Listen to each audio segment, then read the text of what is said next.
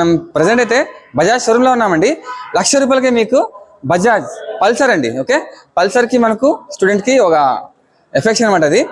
So Pulsar మీకు ఇప్పుడు 1,00,000 రూపాయలకే వస్తుందండి. 1,00,000 రూపాయలకే పల్సర్ అనమాట, కొత్త బైక్ అండి. మనం ఇప్పుడు ప్రజెంట్ అయితే బజాజ్ రిత్వికా బజాజ్ షోరూమ్ అనమాట. ఇది వచ్చేసి 125cc అండి, 125 నియాన్ అనమాట. మీకు డౌన్ పేమెంట్ కావాలంటే మీకు అతి తక్కువ డౌన్ పేమెంట్ అండి. సో 10,000 రూపాయలకి మీకు డౌన్ పేమెంట్ స్టార్ట్ అవుతుంది అనమాట ఈఎంఐలో.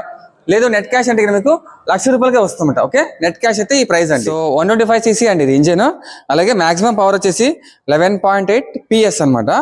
మీకు మైలేజ్ అండి 51.46 ఓకే kmpl. సో పల్సర్ 1,00,000 రూపాయలు అంటే చాలా బెస్ట్ కదా. సో చాలా మందికి ఇది మీ ఫ్రెండ్స్ గ్రూప్ లో కానీ అందరికీ షేర్ చేయండి. ఫస్ట్ వీడియోకి లైక్ చేసి ఫాలో చేయండి ఇలాంటి అప్డేట్ కోసం. ఓకే అండి, మీకు అనంతపురం అండి బజాజ్ అంతా రిత్వికా బజాజ్ అండి.